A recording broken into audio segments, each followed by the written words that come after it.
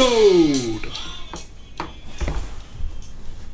The Thirlwall inquiry documents, a real gold mine. And sometimes you come across a document, and because I wasn't in attendance at the Thirlwall inquiry, I'm sort of seeing the documents out of context, and I wonder, what's that about? And I was listening to Liz Hull today, and just something made me giggle. Okay. Yeah, and she said, for example, that Dr. Stephen Breary, who we know was in charge of the neonatal unit, was unclear about when exactly his suspicions began to crystallise. And she said after the death of baby I in October 2015, his review had initially put her death down to natural causes. And she questioned why he didn't contact the police himself, and said there'd been no evidence that he asked for an urgent meeting with Ian Harvey in February 2016. There'd been no evidence that he asked for an urgent meeting with Ian Harvey in February 2016. As he said in the inquiry. He also said So, Steve Breary had said at some point, had said he'd asked for an urgent meeting with Ian Harvey, and then obviously they couldn't find any record of this, and I didn't, like I say, anyway, I found this email to Dr. Susan Gilby from Dr. Steve Breary. By the way, Susan Gilby is the new executive taking over from Tony Chambers. Dear Susan, further to discussions we have had since August 2018, I'm writing to confirm my request that you investigate emails to and from Mr. Harvey that I have not been able to locate on my computer and Outlook account. I asked for help from IM&T. That would be the technology company, I guess, that the IT company that deals with it, in August 2017 to help me find emails to and from Mr. Harvey which would have supported statements I have made to the police and to the GMC. I'm confident that the emails in question were stored at the time in folders on my Outlook account. And he goes on, like, who had access to these, and he basically thinks someone's, rather than just think he's mistaken about what he thinks he said, he's gone into a 7-point plan to question like some sort of conspiracy theory that someone deleted these emails. Anyway, nevertheless, so that tickled me a bit, because when I first read that, I thought, what's that about? And then obviously hearing that tickled me a bit. There's a couple of something else that was funny on the Thirlwall inquiry. So they give out these questionnaires, and I'm going to talk about also just how much of a gold mine these are. Like one of the guys at the protest on Monday asked me, you must do so much work looking in and finding all these documents, and you don't have to look far. You just have to scratch the surface, and you'll find a bit of gold. You'll find a gem. There's just full of it. I mean, there's 1,600 odd documents so far, and I know that's not all of them, because on all the documents, not all of the documents, a lot of the documents, they will reference another document that is not uploaded, and this will happen with quite a lot of the stuff. So I mean, I'd love to know where all these other documents, if if all these other documents are going to be uploaded, and if not, why not? They keep, because I'll show you a bit later.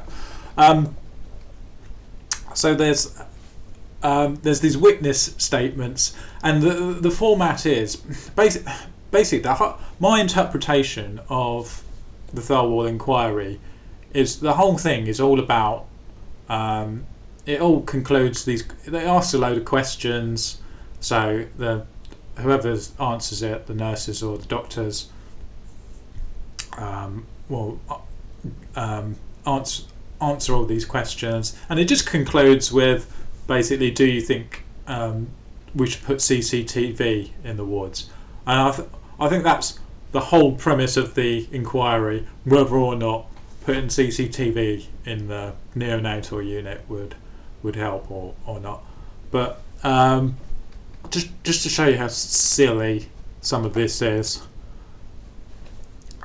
Name. So this is one of the nurses, Faith Chidongo. We're gonna hear some wise words from Faith Chidongo.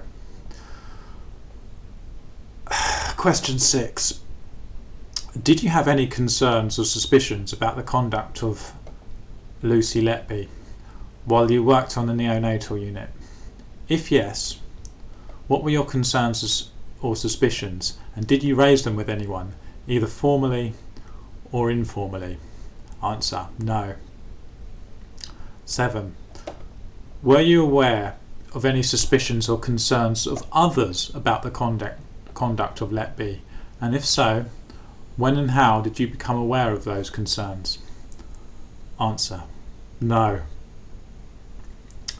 And then, like that, at the end, they ask on reflections, do you think if the babies had been monitored by CCTV, the crimes, just bear in mind these first two answers, no suspicions or anything, no suspicions, no concerns from her or anyone about Lucy Letby. Do you think if the babies had been monitored by CCTV, the crimes of Letby could have been prevented? Answer: yes. Well, thank you for that insight. I'll just leave that there. But yeah, what's interesting about the Thirlwall documents, and obviously Lady Justice Thirlwall is going to reach the same conclusion as everyone else when they hear all of these statements. There are 1,600 documents, and I'm going to just pick. I just picked any at random, like witness statements. I just picked some. I've literally just picked less than half a dozen here. I'm going to look at, and not one of these 1,600 documents in any way incriminates Lucy Letby. However, many of them, and I'm probably going to say about 80 to 90% of them, have got something in them that will exonerate and shine more light onto Lucy Letby. And so there's no way that, with all of this, Lady Thirlwall must come to the same conclusions as you or I. I'll just give you an example. Witness statement, Nurse X. So like I say, they format it so that they basically asked a load of in a question sort of format, but they've taken out the questions here. And like I said, if you can obviously if you feel I'm being biased, you can have a look yourself if you think you can find something that does incriminate her. But I'm just going to show you on any sort of document there's things of interest that would exonerate. So here we are. I was aware, again verbally, I cannot recall specifics, that the unit averaged 2 to 3 deaths per year. With an increase in patient numbers, it did not surprise me that the number of babies dying had also increased. I considered that the increase in acuity had increased the mortality rate further.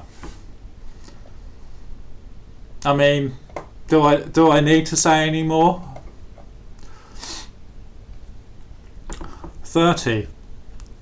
The conclusions that I came to at the time: poor nursing and medical staffing numbers and skill mix, and lack of medical oversight are broadly in line with the RCPCH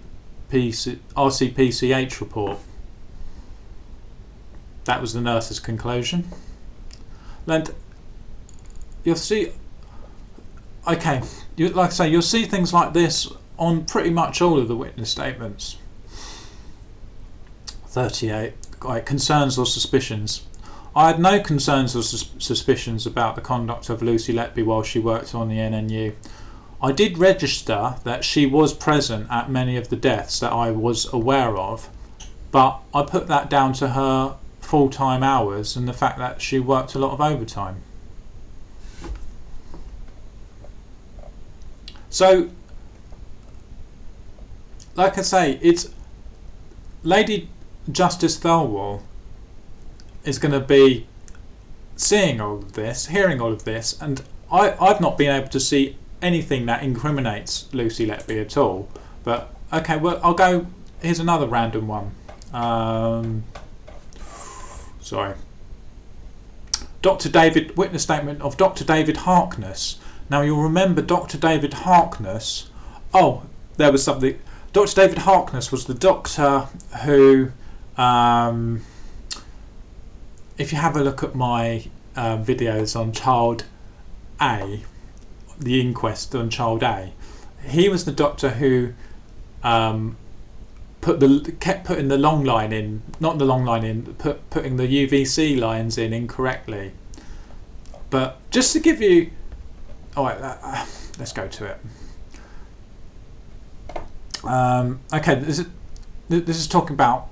This isn't Child A we're talking about here. This is Child E, something of interest I found. I discussed Child E's unusual discoloration so they're talking about like the alleged rash. I discussed Child E's unusual discoloration with Dr. ZA at some point, following her arrival on the neonatal unit. I do not remember if anyone else was present or if there were any further conversations. Again, at this time, I did not have concerns of this being due to malicious activity and had no reason to raise it as a concern. As I explained in my police statement, INQ, and he gives a number, and this number, this document is not uploaded onto Thirlwall. Whilst the unusual discoloration was strange, Child E was on different medications and fluids to Child A, and no link could be established from a medical point of view between the two. I remember in my conversations with Dr. ZA after her arrival on the unit that baby E did have risk factors for necrotizing enterocolitis. Sorry if that's not the right pronunciation. Given there was a history of reduced placental blood flow in utero, necrotizing enterocolitis was therefore our suspicion at the time, despite it not confirmed on X-ray and Child E's very unusual presentation. So he thought the rash was down to NEC. As I've outlined above, my observation in relation to the bleeding and unusual discoloration were thought to have been related to NEC.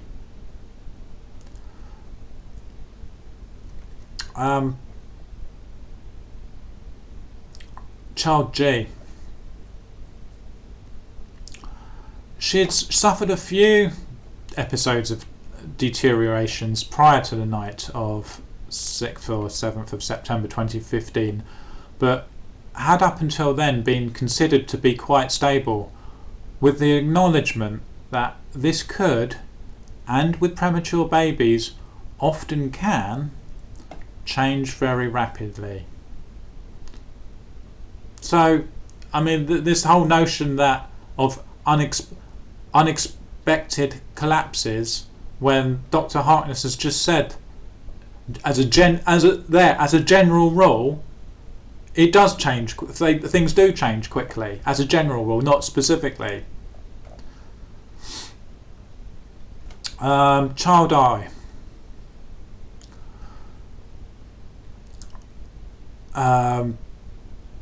The team's thoughts with regard to the collapse earlier in the morning was NEC again. NEC was a plausible explanation for her deteriorations. So Alderhay. There was a note from the child went to Alderhay. There was a note from the Alderhay surgical team after my entry in the notes, which advised that child eye had a stricture, a narrowing of the gut, which could have been caused by the medical treatment of the previous episode of NEC. I did not have any specific concerns to raise due to the previous discussions and findings suggestive of NEC. And there's nuggets like that. Pretty much any document you open. Don't believe me? Who have I got next? Caroline Oakley, the nurse. This one's interesting. Child D. I did not know what the rash was. I thought it must have been related to sepsis. I do not know if I saw the same rash on another baby or if I was told or read about it in another baby's medical notes. I can recall wondering whether the rash had something to do with the previous leak through the ceiling in nursery 1 near to where child D was nursed. I cannot recall when the leak was, but to the best of my knowledge it contained soilage, which made me wonder whether that had anything to do with causing the rash.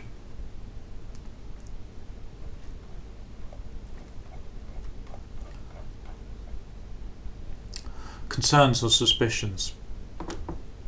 This is Caroline Oakley. I thought that Lucy was hard-working and efficient, and I did not have any concerns or suspicions about her or her conduct. I was not aware of any suspicions or concerns of others about the conduct of Lucy. Caroline Oakley.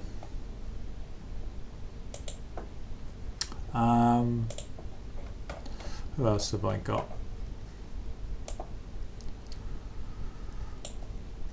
Witness statement of Dr. S.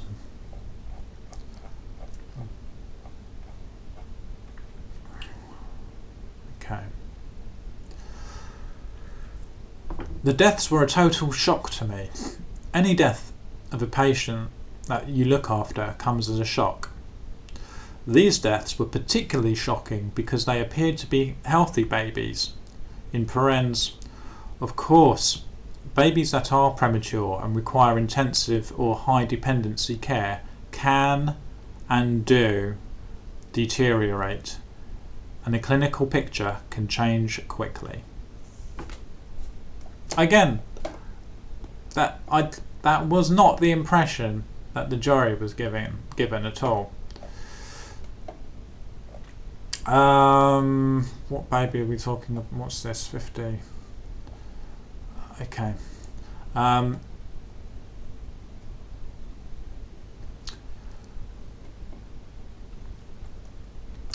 This is talking about Susie Holt. This is Breary and JRM's sidekick, Susie Holt, who said that the feeling was so strong from the consultant group that a comment was made that she would go to the police station herself to report the concerns if senior management did not take the concerns seriously.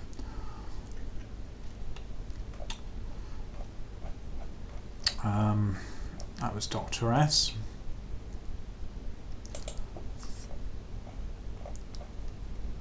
But yeah, like I say, there's a gem in everywhere.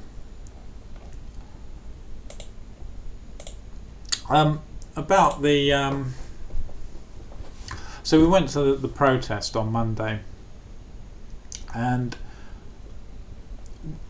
what was interesting was first I was actually disappointed with the number of people who turned up. I thought there would be more, but that actually just goes to show how afraid people are to give their support in public. You go to like one of Phil Hammond MD's videos, and it's got 6,000 likes. When Phil Hammond was questioning the verdict, 6,000 likes, but there weren't 6,000 people at the protest. And yeah, I think people are just because she's got this almost a stigma, and it's there for a reason. People have got these labels of murderer. I'm just talking generally about criminals. Murder, thief, whatever the name of the crime. It's like a summary of a label to give to someone, to give to people, because you don't want to have to explain all the wrongdoing that someone has done. It's given a name, and so they've been if someone's been convicted of murder, it's a title that they've got. Bad. That's all people need. That's all people need to know, and that is how it should be. If I know you don't want to hire, you don't want to be stuck in a room with a convicted murderer. That's all you need to know. I'm not talking about Lucy. I'm just saying you don't want to be hiring at work a convicted felon. That is all people need to know, and it's like that for a reason. You don't need to know the detail. You don't know the details of the whole case, and so this whole idea of public support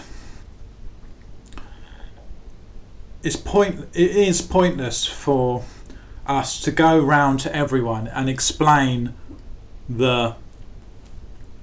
how this the case is the Lucy Letby case is so complex. For us to go and explain the 10 months and explain what's gone wrong, what we need to do is just target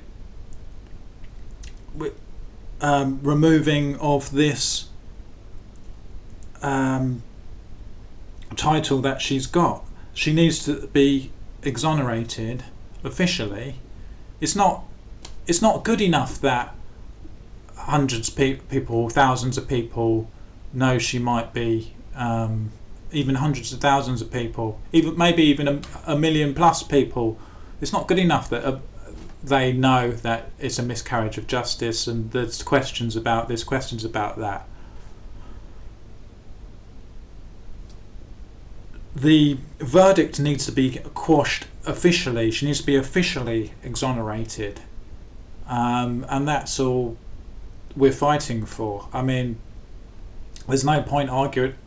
I've got to the point where there's no point arguing with the trolls on the internet. There's no point arguing with people on the street. I don't even bother arguing with members of my own family sometimes, because she's been convicted twice, but rightly so. That is how it should be.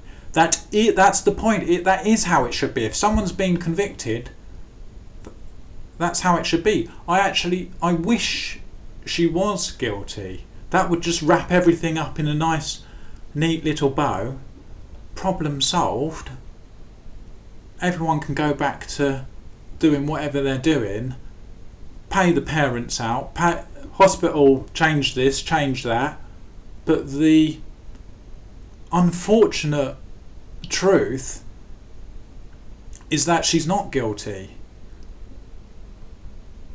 And so this error needs to be, this small little problem needs to be corrected through the correct channels.